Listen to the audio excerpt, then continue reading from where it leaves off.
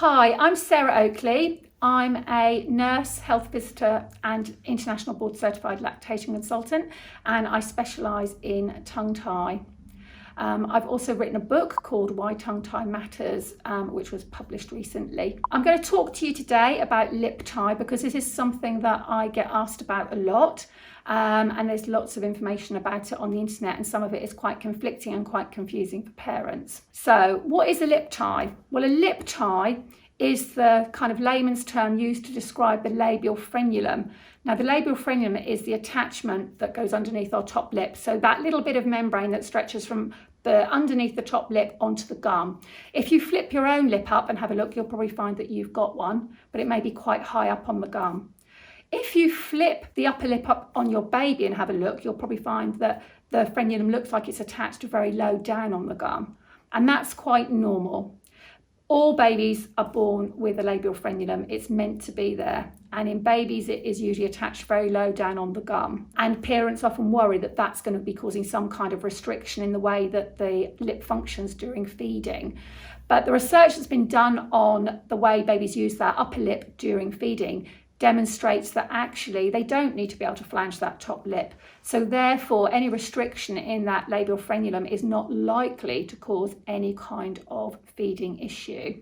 Unfortunately, though, there is a lot of talk about, the need to divide labial frenulums, and you'll find a lot of talk about lip tie division, particularly from information that's come out of the United States or in Australia, where it is a fairly common procedure. In the UK, we tend not to divide lip ties because we simply don't have the evidence that they're a problem. There is a myth that the upper lip needs to flange during feeding, but actually if you've got a baby that's latching onto the breast and flanging that upper lip so they look like Donald Duck and they've got the bottom lip flanged out and the top lip flanged out, that's actually a compensation. It's a compensation for something like poor positioning and attachment or a tongue function issue, which may relate to a tongue tie. So babies should not be flanging the upper lip. They should flange the lower lip, but not the upper lip. So when you're watching your baby feed, that upper lip should be in a nice neutral position or very slightly averted, but it shouldn't be flanged right out like Donald Duck on the cartoons. If your baby's doing that, that is a sign of a compensation for something else, and I'd suggest getting a feeding assessment done. But in most cases, a labial frenulum is not going to be causing a feeding issue and doesn't need to be divided. There was a systematic review done of all the research looking at lip ties in relation to feeding, and they didn't find any research to back up the idea that a lip tie is an issue in terms of breast or bottle feeding. There has also been lots of ultrasound studies done looking at the way babies use their lips during feeding. Some were done quite recently in New Zealand by Nikki Mills and her team.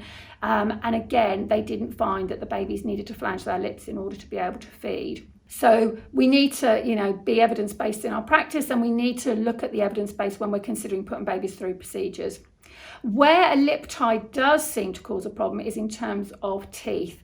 And obviously what happens normally is when a baby is born, the lip tie is attached very low down on the gum. And then as they grow up and grow older, that lip tie moves up the gum, which is why if you look at your own, it's probably quite attached quite high up on the gum. So usually by about age 9, that frenulum will have moved up the gum and out of the way, and it's not going to cause a problem. But in a few children, it will remain low down on the gum, and then there is the risk that it's going to cause a gap between the teeth, or a diastema is the technical term for that. And obviously for some people, a gap between the teeth is going to be an issue. So in the UK, what we tend to do is we tend to leave the lip tie well alone until the baby is older. And then once they're 9, 10, 11 years old and the adult teeth are going to be emerging, then a decision can be made about whether that lip tie actually needs to be divided or not. In most cases, it won't be a problem anymore. It'll have moved out of the way and the teeth will be fine. But obviously, if it is going to cause a gap in the teeth, then it can be sorted at that stage. Some lip ties, if they are very low on the gum, and some of them are kind of wrapped underneath the gum and look more like a ribbon than a string, those lip ties might cause problems with dental hygiene. So in some cases, you might find, a dentist will suggest that a toddler or a slightly older child has a lip tie division done for dental hygiene reasons. But they are a dental problem. So if you are concerned about your baby or child's lip tie, then you should be talking to your dentist about it, because they're the best people to advise on whether it needs dividing or not.